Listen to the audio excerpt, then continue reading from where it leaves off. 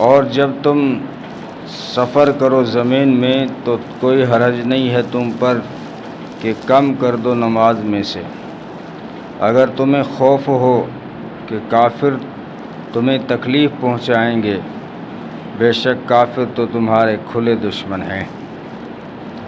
یہاں سے کیونکہ اوپر ہجرت اور جہاد کا ذکر تھا، اب چونکہ ہجرت اور جہاد میں سفر ہوتا ہے تو سفر میں نماز کس طرح پڑھنی ہے اس کا حکم یہاں سے بتایا جا رہا ہے۔ سب سے پہلا حکم ہے قصر کا۔ یہ قصر کا حکم بھی جہاد کی وجہ سے آیا تھا، لیکن پھر اس کو عام ہو گیا۔ اور پہلے جب حضرت عائشہ سے ایک روایت ہے کہ پہلے جو ہے 2 رکعتیں فرض تھی، ظہر میں بھی، عشاء میں بھی، عصر میں بھی، لیکن پھر مقام پر اس کو 4 کر دیا گیا، لیکن پھر جب سفر میں واپس اس کو 2 کیا گیا ہے، تو 4 رکعت والی ہے وہ سفر میں 2 پڑھنی ہے، تو اس کو قصر کہتے ہیں۔ تو قصر اگرچہ جہاد کی وجہ سے ہوا ہے، لیکن نبی پاک صلی اللہ علیہ وسلم نے فرمایا کہ مکہ والو 48 میل سے کم قصر نہ کیا کرو، جس کو احناف نے لیا ہے 3 دن اور 3 راتیں جو چلتا ہے آدمی تو تقریباً 48 میل تک چلتا ہے۔ آج اگر کلومیٹر کا حساب لگایا جائے تو 77 کلومیٹر پر انسان مسافر ہوتا ہے، 77 کلومیٹر پہ انسان مسافر ہو جاتا ہے۔ اب اگر سفر 77 کلومیٹر کا ہے، یہاں سے جھنجھنو جانا ہے تو بھادرہ سے نکلتے ہی قصر پڑیں گے۔ بھادرہ کی جو حدود ہے وہاں سے نکلنے کے بعد میں نماز 2 رکعت شروع ہو جائے گی۔ تو ایک تو یہ قصر کا حکم، سفر میں آسانی، نماز کو معاف نہیں کیا گیا، اس کے اندر تخفیف تو آئی، ایک انسان بیمار ہے، کھڑا نہیں ہو سکتا تو اسلام نے کہا بیٹھ کے پڑھ لے، کیا بیٹھا ہی نہیں جاتا تو کہا لیٹ کے پڑھ لے، اب لیٹ کے ہی سر نہیں اٹھایا جا رہا تو بولا آنکھوں کے اشارے سے پڑھ لے۔ جب تک سانس اور ہوش ہے تب تک معاف نہیں ہے۔ ایسے ہی کتنا بھی مشکل سفر ہو اس میں آسانی تو کر دی کہ آپ کو صرف فرض پڑھنا ہے اور وہ بھی 2 رکعت پڑھنی ہے۔ جو آگے پیچھے سنتیں ہوتی ہیں یہ سفر میں سنتیں نہیں رہتی، اگر کوئی پڑھے گا تو بھی نفل ہو جاتی ہے۔ ہاں فجر کی سنت کے بارے میں زیادہ تاکید ہے، اس کو جو ہے سفر میں بھی اگر آپ نے پڑھ لی تو اس کی تاکید زیادہ ہے۔ باقی رعایت اسلام نے دی ہے کہ سفر میں صرف آپ کو فرض پڑھنا ہے اور اس کے بھی آدھا پڑھنا ہے، یعنی 4 رکعت والی ہے تو اس کو 2 پڑھنا ہے۔ اور دوسرا ایک خوف کی نماز، یہ عین جہاد کے موقع پہ دی گئی تھی کہ جب دشمنوں کا خطرہ ہو، تو دشمنوں اسکیم کی تھی کہ مسلمان ایسے تو قابو میں نہیں آئیں گے، مسلمان جب نماز پڑھیں گے اور جب سجدے میں جاتے ہیں نا ایک ساتھ میں جاتے ہیں، اور اس زمانے کے سجدے بھی لمبے ہوا کرتے تھے۔ نبی کی نماز اس طرح بھی ثابت ہے کہ جتنی دیر قیام میں لگتی تھی اتنی دیر رکوع میں لگ رہی ہے، اتنی دیر سجدے میں لگ رہی ہے۔ تو دشمنوں نے کہا کہ ہم چھپ کے بیٹھ جائیں گے، مسلمان جب سجدے میں جائیں گے تو ہم اوپر حملہ کر دیں گے، یک بار کی سب کو ختم کر دیں گے۔ اب یہ ان کی اسکیم تھی، تو اللہ نے اپنے محبوب کو مطلع کر دیا کہ آج آپ جب نماز پڑھیں تو اس طرح پڑھیں کہ ایک آدھے لوگ جو ہے دشمن کے مقابلے میں کھڑے رہیں اور آدھے آپ کے پیچھے نماز پڑھیں۔ جب 1 رکعت ہو جائے تو یہ چلے جائیں، وہ جو کھڑے تھے وہ ادھر آ جائیں۔ اب سفر تھا تو سفر میں 2 رکعت پہ سلام ہو جائے گی، دونوں کی ایک ہی کی رکعت ہوئی تو اس کو وہ اپنے حساب سے پوری کر لیں گے، یعنی ان کی جب 1 رکعت پوری ہوگی تو یہ وہاں چلے جائیں گے اور وہ جن 1 رکعت جو پڑھ کے گئے تھے وہ یہاں آ کے اپنی رکعت پوری کر لیں گے، اور پھر یہ وہاں چلے جائیں گے تو ان کی 1 رکعت باقی وہ آ کے اپنی پوری کر لیں گے۔ یہ حالات اس وقت پیش آتے ہیں جب آپ صلی اللہ علیہ وسلم موجود تھے۔ قرآن نے کہا کہ جب آپ ان میں موجود ہوں، وَإِذَا كُنْتَ فِيهِمْ، جب آپ ان کے اندر موجود ہو، کیونکہ آپ صلی اللہ علیہ وسلم جیسا اگر امام موجود نہیں ہے تو خام و خواہش تکلف کی کوئی ضرورت نہیں پڑے گی۔ ایک جو پہلے پڑھیں گے وہ اپنا امام الگ کر لیں گے، جو بعد میں پڑھیں گے وہ اپنا امام الگ کر لیں گے۔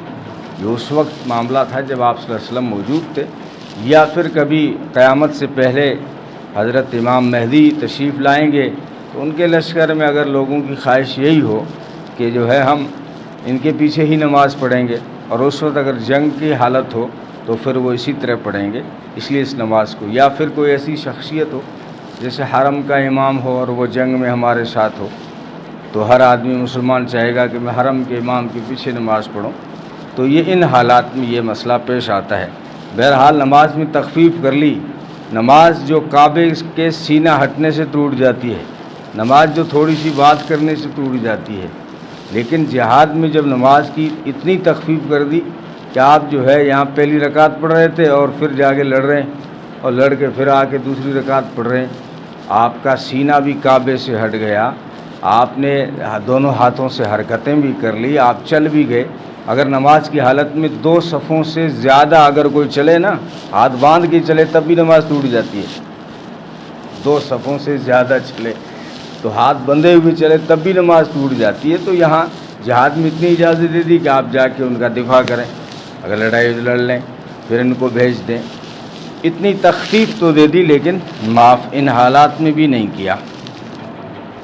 تو یہ پورا طریقہ بتایا ہے کہ جب آپ ان کے اندر موجود ہو، فَإِذَا أَقَمْتَ لَهُمُ الصَّلَاةَ، جب آپ ان کو نماز پڑھائیں تو فَلْتَقُمْ طَائِفَةٌ مِّنْهُمْ، تو ایک تو کھڑی ہو جائے جماعت آپ کے ساتھ میں، وَلْيَأْخُذُوا أَسْلِحَتَهُمْ، اور جو نماز میں ہیں ان کو بھی کہا کہ ہتھیار بھی ساتھ میں لے کے ہوں، کیونکہ دشمن کا کیا بھروسہ ہے، اس لیے ہتھیار بھی پاس میں نماز میں رکھیں پورا اہتمام کے ساتھ۔ فَإِذَا سَجَدُوا، جب سجدہ ہو جائے یعنی جب ایک رکعت ہو جائے تو فَلْيَكُونُوا مِن وَرَائِكُمْ، یہ پیچھے چلے جائیں، وَلْتَأْتِ طَائِفَةٌ أُخْرَىٰ، دوسری جماعت آ جائے، لم یصلوا، جنہوں نے نماز نہیں پڑھی، فلیصلوا، پس وہ نماز پڑھیں، معک، آپ کے ساتھ، وَلْيَأْخُذُوا حِذْرَهُمْ وَأَسْلِحَتَهُمْ، یہ بھی اپنا بچاؤ کریں اور اپنا ہتھیار ساتھ رکھیں۔ وَدَّ الَّذِينَ كَفَرُوا، کیوں ایسا حکم دیا گیا؟ اس کا جواب دے رہے ہیں کہ یہ کافر چاہتے ہیں کہ جب تم ہتھیاروں سے غافل ہو جاؤ یا اپنے سامان سے غافل ہو جاؤ تو یک بار کی تم پہ حملہ کر دیں۔ ہاں اگر بارش ہو، عزم ان کان بکم عزم من مطر او کنتم مرضى، اگر بارش ہو یا تم بیمار ہو اور ہتھیار ساتھ نہ رکھ سکو تو پھر اس کی تمہیں اجازت ہے، لیکن احتیاط پھر بھی رکھو، وَخُذُوا حِذْرَكُمْ، اور احتیاط پھر بھی رکھو، بیمار ہو، بارش ہو رہی ہے، تب بھی دشمنوں سے کہا احتیاط پھر بھی رکھو، یعنی باوڑا ہونے کا نام مسلمان نہیں ہے، یا جو ہے باوڑے ہو جاؤ دعائیں کرتے رہو سارا ہو جائے گا، اسلام ایسا حکم نہیں دیتا۔ دنیا دارالاسباب ہے، یہاں چوکنے رہو، ہوشیار رہو، دشمن کا احتیاط نماز کی حالت میں سکھایا جا رہا ہے، تو نماز سے باہر کتنا سکھائے گا اسلام؟ نماز کی حالت میں یہ حکم دے رہا ہے کہ نماز پڑھ رہے ہو تب بھی دشمنوں سے ہوشیار رہو۔ ان اللہ اعد للکافرین عذاب مہینہ، بے شک اللہ نے کافروں کے لیے رسوا کرنے والا عذاب طے کر رکھا ہے۔ فَإِذَا قَضَيْتُمُ الصَّلَاةَ فَاذْكُرُوا اللَّهَ قِيَامًا وَقُعُودًا وَعَلَىٰ جُنُوبِكُمْ، اور جب تم نماز پڑھ چکو تو اللہ کا ذکر کرو کھڑے، بیٹھے اور لیٹے۔ فَإِذَا اطْمَأْنَنْتُمْ فَأَقِیمُوا الصَّلَاةَ، یہ خوف کی نماز تھی نا، اب خوف کیسے دور ہوگا؟ تو اللہ کو یاد کرنے سے، اس کے ذکر سے خوف دور ہوتا ہے۔ تو فرمایا جب یہ حالات چلے جائیں، تم واپس گھر کو چلے گئے، نمازیں اس طرح کی ہو گئی، دل میں خوف ہے، تو اس کو زائل کرنے کا طریقہ ہے کہ اس کو یاد کرو، ذکر کرو، کھڑے بیٹھے اس کی تسبیح، اس کا ذکر کرو گے تو یہ خوف زائل ہو جائے گا۔ فَإِذَا اطْمَأْنَنْتُمْ فَأَقِیمُوا الصَّلَاةَ، جب اطمینان ہو جائے اور تم واپس گھر کو پہنچ گئے ہو تو اب پوری نماز پڑھو، یعنی جو آدھی نماز دی گئی تھی وہ صرف سفر میں دی گئی تھی، ورنہ نماز جو ہے جس طرح 4 رکعت ہیں اس طرح آپ کو پڑھنی ہے۔ ان الصلاۃ کانت علی المؤمنین کتابا موقوتا، بے شک نماز مومنوں پر وقت پر فرض کی گئی ہے، ہر نماز کا ایک وقت ہے اسی وقت کے دائرے میں نماز کو فرض کیا گیا ہے۔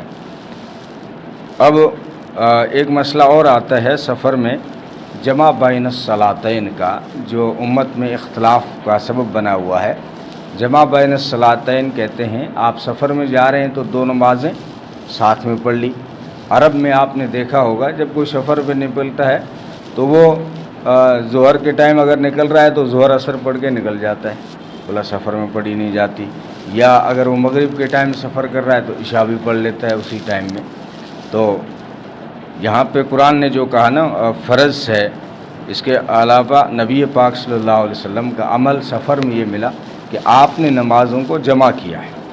لیکن زیادہ تر جو روایتیں پائی جاتی ہیں جن کے اوپر اکثر علماء کا جس پر اتفاق ہوا، وہ مسئلہ یہ ہے کہ نبی نے ظہر کو بالکل آخری وقت میں پڑھا، جیسے ہی سلام پھیرایا تو عصر کا وقت شروع ہو گیا، تو اس کو بولتے ہیں جمع بین الصلاتین مؤخر، کہ آخری وقت میں نمازوں کو جمع کرنے کا حکم ہے، اور آج اس کی اجازت ہے۔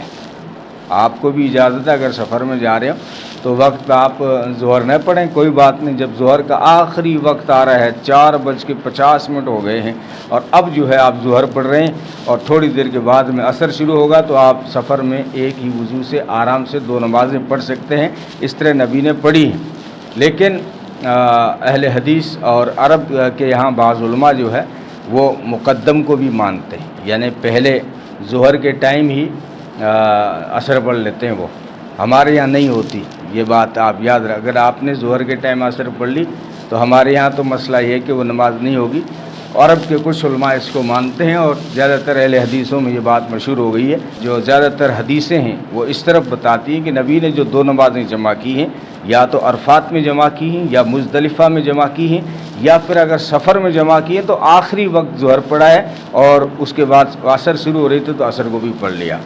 ابھی پچھلے دنوں ہمارے پاکستان کے بہت بڑے عالم ہیں، مفتی اعظم جن کو کہا جاتا ہے، مفتی تقی عثمانی، یہ کسی باہر عرب کنٹری میں چلے گئے، ظہر کی نماز کا وقت تھا اور علماء کا وقت ساتھ میں تھا، تو انہوں نے کہا مفتی صاحب آپ جو ہے نماز پڑھا دیں، تو ان کو شیخ الاسلام کہا جاتا ہے، بڑی شخصیت ہیں، خانہ کعبہ کی در کھلتا ہے تو ان کو بلایا جاتا ہے، بڑی شخصیت ہے۔ تو انہوں نے پڑھا دی، جیسے انہوں نے سلام پھیرا ظہر کا تو پیچھے عرب علماء بیٹھے ہوئے تھے، انہوں نے کہا مفتی صاحب عصر بھی پڑھا دیں، یعنی ظہر کا ٹائم ہے، بولا عصر بھی پڑھا دیں۔ اب کوئی اور ہوتا تو پھنس جاتا، لیکن انہوں نے کیا کیا کہ 2 رکعت اور پڑھا دی۔ اب جب 2 اور پڑھا دی تو وہاں تو جو یہاں سے انڈیا پاکستان کے جو علماء گئے تھے وہ تو وہاں تو نہیں بولے، لیکن بعد میں جب روم میں گئے نا تو بولا مفتی صاحب آپ نے یہ کیا کر دیا، آپ نے ظہر کے ٹائم عصر پڑھا دی۔ بولا کس نے کہا پڑھا دی، میں تو میری سنت پڑھ رہا تھا۔ اہل عرب علماء کے نزدیک نفل پڑھنے والے کے پیچھے فرض ہو جاتی ہے، یہ مسئلہ آپ کو معلوم نہیں، میں اپنی سنت پڑھ رہا تھا اور انہوں نے سوچا یہ ہماری امامت کر رہے ہیں، اور عرب کی نماز ہو گئی، آپ جو انڈیا پاکستان سے آئے ہو آپ دوبارہ پڑھ لینا، اور آپ کی عصر ہوئی نہیں، عصر کا ٹائم ہوتا پڑھ لینا۔ وہ میں جو ان کو پڑھا رہا تھا تو جو ان کی بات بھی رہ گئی، اور مسئلہ سے میں ہٹا بالکل نہیں، کیونکہ مسئلہ یہ ہے عرب کے اندر دونوں مسئلے ہیں۔ آپ نفل پڑھ رہے ہیں، یہاں پر پیچھے آدمی ایک وضو کر کے آیا، آپ نے اس کی نیت نہیں کی ہے کہ پیچھے جو آئیں گے اس کی بھی نیت ہے، امامت کی نیت نہیں کی، آپ اپنا نفل یا سنت پڑھ رہے ہیں، تو عرب کے علماء کہتے ہیں آپ پیچھے اس کے پیچھے مقتدی ہونے کی نیت کر لو، اور آپ وہ نفل پڑھ رہا ہے آپ اس کے پیچھے فرض پڑھ رہے ہیں، تو آپ کو جماعت کی نماز کا ثواب مل جاتا ہے۔ تو ایک تو یہ مسئلہ انہوں نے کہا، دوسرا یہ ہے کہ ان کے یہاں تو جو ہے عصر اور ظہر جمع کرتے ہیں، تو ان کی تو ہو گئی، آپ کی نہیں ہوئی۔ تو بہرحال یہ مسئلہ بھی واضح، سفر میں ہی ہے کیا؟ یہ سفر اکٹھی سفر میں ہی ہے، گھر پہ نہیں پڑھ سکتے کیا؟ جیسے دکاندار ہے تو اصل میں زور میں اکٹھا کر لیا، نہیں سفر میں ہے، یہ سفر میں ہے۔ اور سفر میں بھی جو ہے چاروں اماموں کے نزدیک 48 میل ہے۔ احناف کے یہاں ایک قول تھا اس وقت کے زمانے کے حساب سے 3 دن اور 3 راتیں، 3 دن اور 3 راتیں اگر کوئی چلے تو 48 میل ہوتا ہے۔ اور دوسرے امام شافعی، امام مالک، امام احمد بن حنبل، انہوں نے جو ہے 48 میل لیا، وہ مکہ والی جو نبی نے فرمایا مکہ والو 48 میل سے کم پہ قصر نہ کیا کرو، آدھی مت کیا کرو۔ لیکن آپ مسائل کی دنیا ہے نا، تو بہت سارے علماء ہیں، اہل حدیث کے اور عرب کے کچھ علماء کا کہنا یہ ہے کہ آپ اگر گھر سے نکل رہے ہیں چاہے وہ 3 کلومیٹر کا سفر ہو تو بھی وہ آدھی کر لیتے ہیں. کہ آپ مسئلہ سنو گے کبھی، وہ یہاں سے راج گڑھ جائیں گے تو بھی آدھی کر لیں گے، اور یہاں سے گوگا میڑی جائیں گے تب بھی آدھی کر لیں گے. ہمارے یہاں گوگا میڑی تک نہیں ہے، کم سے کم 77.25 کلومیٹر کا سفر ہو تب ہی آپ نماز کو آدھی کر سکتے ہیں.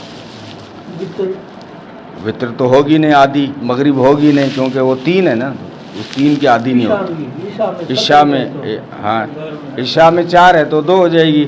ظہر وطر تو 3 ہی ہے، وہ الگ نماز. ہاں پورے پڑھنے پڑیں گے سفر میں. ہاں ایک بھی پڑھتے ہیں عرب میں پڑھتے ہیں، اور اس کے پڑھنے کے بھی 3 پڑھتے ہیں نا ہم. اس کے پڑھنے کے 2 طریقے ہیں. جیسے ہمارے یہاں ایک سلام کے ساتھ پڑھا جاتا ہے، تو آپ حرم میں وہاں دیکھو گے 2 رکعت کے بعد سلام پھیر کے پھر وہ 1 رکعت اکیلی پڑھتا ہے. انڈیا سے یہاں سے جو آپ نے گئے انہوں نے سوچا وطر 1 رکعت ہے، 1 رکعت نہیں پڑھی، اس نے 3 پڑھی ہے. 2 رکعت کے بعد سلام پھیر دیا تھا، 1 اکیلی پڑھی. یہ اس کے وہ ان کے یہاں 2 طریقے بھی ہیں. بہرحال تو کتاب موقوتہ، مومنوں پہ نماز جو ہے وقت پہ فرض کی گئی ہے. ولا تہینوا فی ابتغاء القوم، اور تم سست نہ ہو کافروں کے مقابلے میں. ان تکونوا، یہ دوسرا واقعہ بتا رہے ہیں. غزوہ احد کے بعد میں ابو سفیان کا لشکر جو ہے دھمکی دے کے گیا تھا کہ آئندہ سال بدر میں پھر ملاقات ہوگی. تو نبی پاک صلی اللہ علیہ وسلم نے کچھ لشکروں کو، کچھ آدمیوں کو، مسلمانوں کو، صحابہ کو بولا کہ ان کا تھوڑا پیچھا کرو، ابھی بھی ان کا گھمنڈ اترا نہیں ہے. تو کچھ مسلمانوں کو نبی نے بھیجا، لیکن وہ بھی کئی دنوں سے لڑ رہے تھے اور زخم بھی تھے، تھکے ہوئے تھے. وہ تھوڑی دیر کے بعد واپس آ گئے. اللہ کے رسول بہت زخم ہے اور تھکاوٹ ہے اور وہ جا رہے ہیں، اب جانے تو اللہ تعالیٰ نے کہا کہ آپ سست نہ ہوں، کسی جو ہے کافروں کا پیچھا کرنے میں سست نہ ہو. اگر آپ کو بے آرامی ملی ہے، زخم ملے ہیں تو ان کو بھی ملے ہیں. آج آپ کے 70 شہید ہوئے ہیں، تو 1 سال پہلے بدر میں 70 ان کے مارے گئے تھے. تو آج آپ زخموں سے ہیں تو یہ زخم ان پر بھی آ چکے ہیں. آپ جو ہے بالکل ہمت نہ ہاریں. اچھا، تمہارا ان کا کیسے مقابلہ ہوگا؟ وَتَرْجُونَ مِنَ اللَّهِ مَا لَا يَرْجُونَ، تم تو امید رکھتے ہو اللہ سے اور ان کو تو کوئی امید بھی نہیں ہے. یعنی اگر تم مر بھی گئے تو شہادت مل جاتی ہے، جنت مل جاتی ہے. وہ مر بھی جائیں تو کچھ نہیں، آگے بھی جہنم ہے. تو وَكَانَ اللَّهُ عَلِيمًا حَكِيمًا، اللہ تعالیٰ جاننے والا، حکمت والا. اِنَّا أَنزَلْنَا إِلَيْكَ الْكِتَابَ بِالْحَقِّ لِتَحْكُمَ بَيْنَ النَّاسِ بِمَا أَرَاكَ اللَّهُ، میرے محبوب ہم نے آپ پہ یہ کتاب اتاری ہے سچی، تاکہ تم لوگوں میں فیصلہ کرو اس طرح جو ہم نے آپ کو سکھلایا اور دکھلایا ہے، ایسے فیصلے کرو. یہ ایک واقعے کی طرف اشارہ ہے. ایک منافق نے مدینے میں قحط پڑ گیا، آٹا ملنا مشکل ہو گیا. تو اس نے کیا کیا، پتہ چلا کہ کوئی مسلمان جو ہے ملک شام سے اس نے 1 بوری آٹا منگایا ہے. تو اس کو پتہ چل گیا کہ آج ان کے گھر آٹے کی بوری آئی ہے. اس منافق نے کیا کیا، رات کو وہ آٹے کی بوری چوری کر لی. اور اس وقت کیا ہے کہ ہتھیار، تلواریں وغیرہ لوگ جو ہے وہ اناج کی کوٹھڑی میں ہی رکھ دیتے تھے. جیسے وہ مٹی کے بناتے تھے اناج کے لیے، آج تو ڈرم آ گئے ہیں، تو اسی کے اندر تلوار رکھ دیتے تھے، جو بھی ان کے ہتھیار ہوتے رکھتے تھے. تو اس صحابی نے اپنے ہتھیار آٹے میں رکھ رکھے تھے. تو وہ چوری لے گیا، بوری تو لے گیا، آٹا لے گیا، تو ہتھیار بھی سارے اسی کے اندر تھے. تو اس نے بڑی چالاکی کی کہ تھوڑی سی بوری نیچے سے پھاڑ دی تاکہ آٹا گرتا گرتا جائے. اور کدھر گیا ہے، تو آٹا اٹھا کے لے گیا کسی یہودی کے گھر. اور مسلمان کی اور یہودیوں کی بنتی نہیں ہے، تو سیدھا شک یہودی پہ ہوگا کہ یہ مسلمانوں کی چوری یہودی نے کری ہے. تو یہ منافق تھا. منافق کہتے ہیں، اور جو زبان پہ کہتا ہے میں مسلمان ہوں، حقیقت میں وہ مسلمان نہیں ہوتا ہے، اس کو منافق کہتے ہیں. تو اس نے نشان لگا دیا جا کے یہودی کے گھر تک آٹا گیا ہے، اور پھر ہتھیار نکال کے اس کے پاس رکھ دیا. یار میں لے جاؤں گا کبھی، تیرے گھر میں رکھے ہوئے، رکھ دے. ٹھیک ہے. اور آٹا لے گیا اپنے گھر.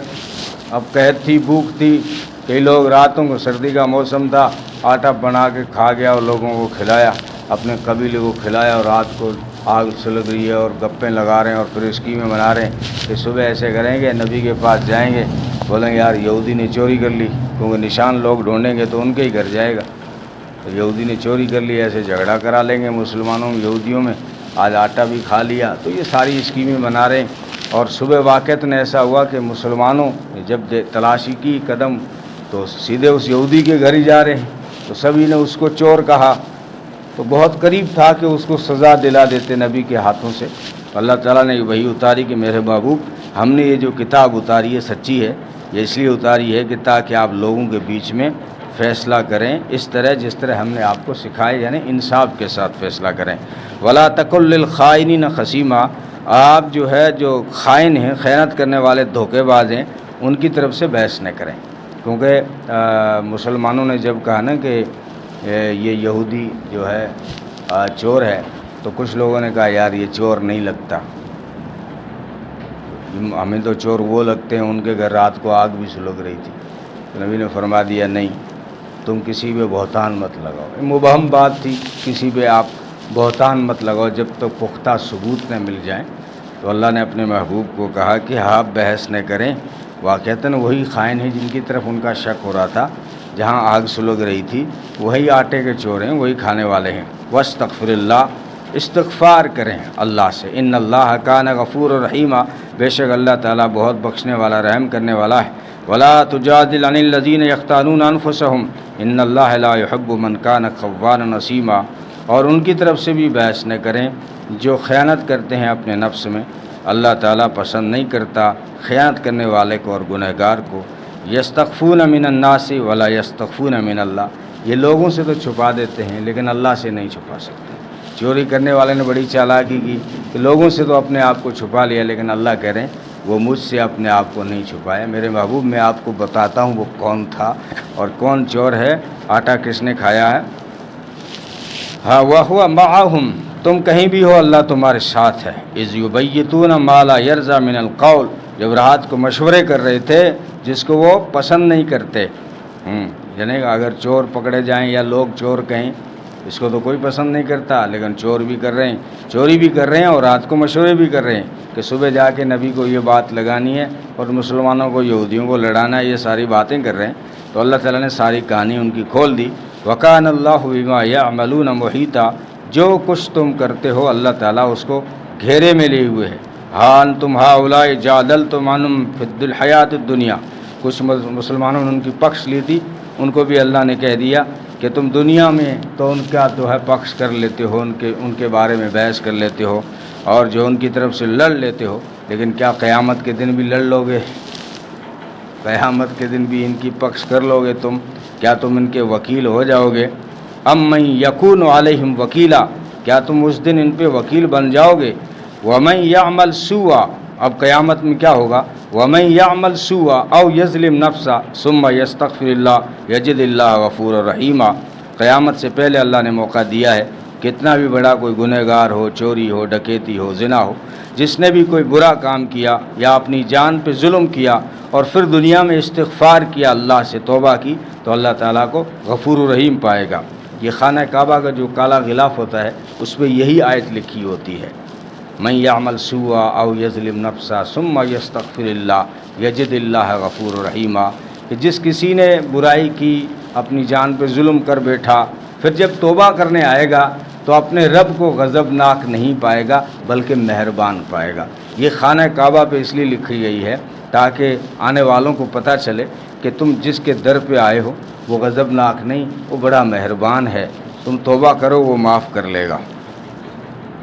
وَمَن يَكْسِبْ إِثْمًا فَإِنَّمَا يَكْسِبُهُ عَلَى نَفْسِهِ، جس نے کوئی گناہ کمایا تو وہ اپنے نفس کے لیے کمایا ہے، اس کا ہی نقصان ہے۔ وَكَانَ اللَّهُ عَلِيمًا حَكِيمًا، اللہ تعالیٰ جاننے والا، حکمت والا۔ وَمَن يَكْسِبْ خَطِيئَةً أَوْ إِثْمًا ثُمَّ يَرْمِ بِهِ بَرِيئًا فَقَدِ احْتَمَلَ بُهْتَانًا وَإِثْمًا مُبِينًا، جس کس نے گناہ کیا، چھوٹا ہو یا بڑا، پھر بہتان لگایا کسی دوسرے پر، تو اس کا بوجھ بہتان لگانے والے پر ہوگا، اس کا گناہ بھی اور اس کا بہتان بھی۔ تو یعنی اللہ سے تو کوئی چھپ نہیں سکتا نا، یا گناہ خود کرے چھوٹا ہو یا بڑا ہو، لیکن پھر ماتھے کسی اور کے لگا دے یا الزام کسی اور پہ لگا دے، بہتان کسی اور پہ لگا دے، تو اللہ کہہ رہے ہیں یہ دنیا میں چاہے کسی پہ بہتان لگائیں، جب فیصلہ ہوگا تو بہتان، یہ بوجھ ان کے سروں کے اوپر ہی آنا ہے۔ وَلَوْلَا فَضْلُ اللَّهِ عَلَيْكَ وَرَحْمَتُهُ لَهَمَّتْ طَائِفَةٌ مِّنْهُمْ، اب اللہ اپنے محبوب سے کہہ رہا ہے میرے محبوب اگر میری رحمت آپ پہ نہیں ہوتی نا تو یہ آپ کو جو ہے پھسلانے کا انہوں نے ارادہ کر لیا تھا، راستے سے ہٹانے کا انہوں نے اسکیم بنا لی تھی، ارادہ کر لیا تھا، لیکن اللہ فرما رہے ہیں وما یضلون الا انفسهم، وہ گمراہ نہیں کر سکتے مگر اپنے آپ کو، وما یضرونک، میرے محبوب وہ آپ کا کوئی نقصان نہیں کر سکتے۔ لا خیر فی کثیر من نجواہم الا من امر بصدقۃ او معروف او اصلاح بین الناس، لوگوں کے مشورے کرنے میں کوئی بھلائی نہیں ہے، ہاں اگر مشورہ ہو رہا ہو امر بصدقۃ، کہ وہ کسی کو صدقہ دینے کا حکم کر رہے ہوں، خیرات کرنے کا، او معروف، یا کسی کو بھلائی کا حکم کرنے کے لیے مشورے کر رہے ہیں، او اصلاح بین الناس، یا لوگوں کے بیچ میں صلح کرنے کے لیے کوئی مشورہ کر رہے ہیں، تو یہ مشورہ جو ہے خیر ہے، باقی کسی لوگوں کے مشورے میں خیر نہیں ہے، یہ قرآن نے صاف کر دیا۔ یہ 3 کام بتائے کہ جو ہے کسی کو صدقہ کرنے کا حکم دینے کا آپ مشورہ کر رہے ہیں، یا کسی کو بھلائی پہنچانے کے لیے مشورہ کر رہے ہیں، یا لوگوں میں صلح کرانے کے لیے مشورہ کر رہے ہیں، اس میں خیر ہے، باقی لوگوں کی جو چھپ چھپ کے باتیں ہوتی ہیں تو قرآن کہتا ہے اس میں کوئی بھلائی نہیں ہے۔ وَمَن يَفْعَلْ ذَلِكَ ابْتِغَاءَ مَرْضَاتِ اللَّهِ فَسَوْفَ نُؤْتِهِ أَجْرًا عَظِيمًا، اور جو یہ کام کرے گا اللہ کی مرضی کے لیے تو اللہ تعالیٰ اسے اجر عظیم عطا کرے گا۔ آخری آیت وَمَن يُشَاقِقِ الرَّسُولَ مِن بَعْدِ مَا تَبَيَّنَ لَهُ الْهُدَىٰ وَيَتَّبِعْ غَيْرَ سَبِيلِ الْمُؤْمِنِينَ نُوَلِّهِ مَا تَوَلَّىٰ وَنُصْلِهِ جَهَنَّمَ وَسَاءَتْ مَصِيرًا، کہ جو نافرمانی کرے گا رسول کی ہدایت آ جانے کے بعد، یا چلے گا ایسے راستے پر مومنوں کے راستے سے ہٹ کر، تو ہم جو ہے اس کو اسی کی طرف پھیر دیں گے اور اس کو جہنم میں ڈال دیں گے، اور وہ بہت برا ٹھکانہ ہے۔ یہاں پہ رسول کی نافرمانی سے جو ہے اللہ تعالیٰ کہہ رہے ہیں میں اس کو ادھر ہی پھیر دوں گا، یعنی ہدایت سے ہٹا دوں گا، لیکن یہ بات تو سب کو سمجھ میں آنے والی ہے، لیکن جو خطرناک بات ہے وہ یہ ہے کہ غیر سبیل المؤمنین، مومنوں کا جو عام راستہ ہے جس پہ اکثر امت چل رہی ہے، اس راستے سے ہٹ کے کوئی نیا لے آئے تو اللہ فرماتے ہیں میں اس کو ادھر ہی اس کا منہ پھیر دوں گا اور اس کا ٹھکانہ جہنم ہے۔ اس کو صحابہ کہتے ہیں یہاں پر اجماع امت مراد ہے، جس کے اوپر سارے جو ہے امت، سارے صحابہ جمع ہو جائیں پھر وہ امت کو ماننا ضروری ہوتا ہے۔ بہت سارے مسائل آتے تھے سامنے، صحابہ کے سامنے مسائل آ گئے، نبی پاک صلی اللہ علیہ وسلم پردہ فرما گئے، اب جو ہے کوئی مسئلہ پیش آ گیا، قرآن میں بھی نہیں ہے، حدیث میں نہیں ہے، کیا کریں؟ تو حضرت عمر ابو بکر صدیق رضی اللہ تعالیٰ عنہ یہ کرتے تھے کہ فوراً میٹنگ بلا لیتے تھے صحابہ کو، بھائی یہ مسئلہ پیش آیا ہے، ہمیں قرآن میں نہیں ملا، حدیث میں نہیں ملا، کیا کریں؟ تو پھر جو صحابہ کے اندر علم میں اوپر نیچے صحابہ ہوتے تھے، کوئی قرآن کے ماہر، کوئی حدیث کے ماہر، تو وہ سارے بتا دیتے تھے کہ یہاں پہ یہ کرنا چاہیے، تو پھر اسی کے اوپر عمل کر لیا جاتا تھا۔ اس کو اجماع امت کہتے ہیں کہ جس کے اوپر امت جمع ہو گئی، اور پھر کوئی ایک آدمی آگے کہہ رہا ہے کہ میں اس بات کو نہیں مانتا، تو وہ اس کی دھمکی دی جا رہی ہے کہ جو مومنوں کے راستے سے ہٹ کے کوئی دوسرے راستے پہ چلے گا، اللہ فرمائے میں اس کو ادھر ہی پھیر دوں گا اور اس کا ٹھکانہ جہنم ہوگا۔